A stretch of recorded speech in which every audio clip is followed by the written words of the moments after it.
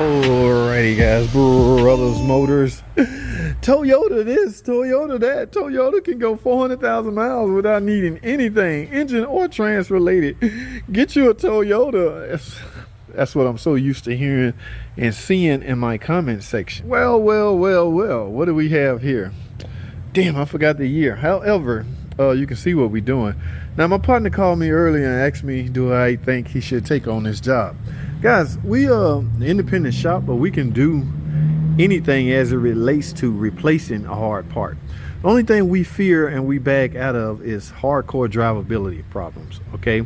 Because it's simple. If we don't have the scan to, it makes no sense for us to take the job. Now, I'm not talking about a simple code reader. There's a difference, guys. A lot of mechanics try to diagnose cars using a scan tool that's not so sophisticated and just give you codes and let you see a little data. No, we don't operate like that. Last thing I want to do is get caught up into something I can't get out of. All right, I know how important a scan tool is, you know, at my regular job. So could you imagine I run into a Toyota problem and I ain't got the scan tool to show me what I need to see? Yeah, so we back out of stuff like that, hardcore. But as far as swapping out, these are basically swaps. Engine, transmission, yeah, we can do that on any car. A mechanic is a mechanic. A car is a car is a car. It's just the deep technical drivability stuff that bothers me. Well, anyway, as you can see, there's no drivetrain in here, meaning no engine or transmission. You know why there's not one in here? Because it's right here. That's right, guys. We took it out. Here's a problem. They got some transmission problems. Now, first of all, one thing we pride ourselves in on is duplicating the concern. Yes, we went on a test drive. All signs lead to the transmission. And she said she had another mechanic check some stuff, and that's what he said. I don't know if his prices were higher, a lot higher than ours, because, guys, believe it or not, this look intimidating. And the reason it looks intimidating is because we got it all out. Now, we're no different than any other mechanic, all right? Yeah, we got on the internet and did our homework. What's the best way to take out a engine? No, what's the best way to remove a transmission out of a Toyota Corolla? All right. Yes, and after doing some digging, the majority say it's easier. I ain't gonna say that's the best way to do it, but, well, a mechanic looking for an easier, quicker way to do things. So from gathering our sources and our, you know, yeah, we decided or came up to the conclusion that it's easier to bring it all out. Hence the engine and the transmission out together. Okay. Now, we had a hard time locating the transmission. However, the customer didn't.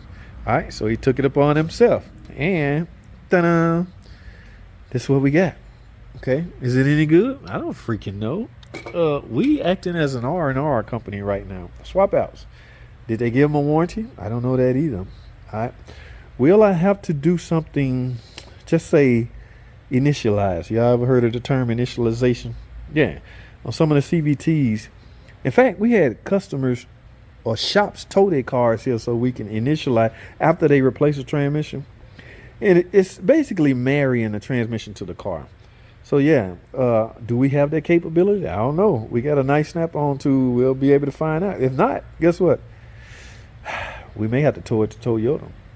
We need a good scan tool that will perform an initialization after we're done. I'm guessing. All right, this is not something we do all the time. But yes, Toyota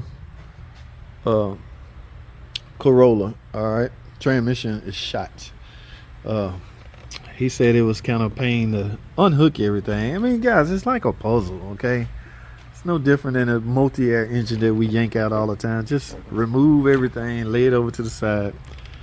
When your part get here, in this case, we're going to have to bolt it up to the engine. That's no big deal. Split it.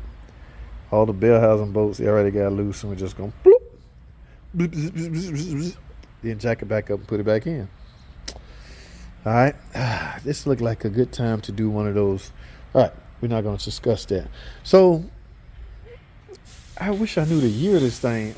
Now, is this a common thing for Toyota? Now, you know, some cars have that sense of when you mention a vehicle, you automatically mention a you automatically mention a a failure. All right. So does Toyota have one of those? Like, if you say Toyota Corolla, what do you relate that to as far as failure? Oh man, they notorious for such and such. If you say Nissan, you probably hear something like, "Oh, they notorious for transmission going out." Or you say Dodge, "Oh, they notorious for ticking noise," or something. I don't know what Toyota is what related complaint is related to the Toyota Corolla.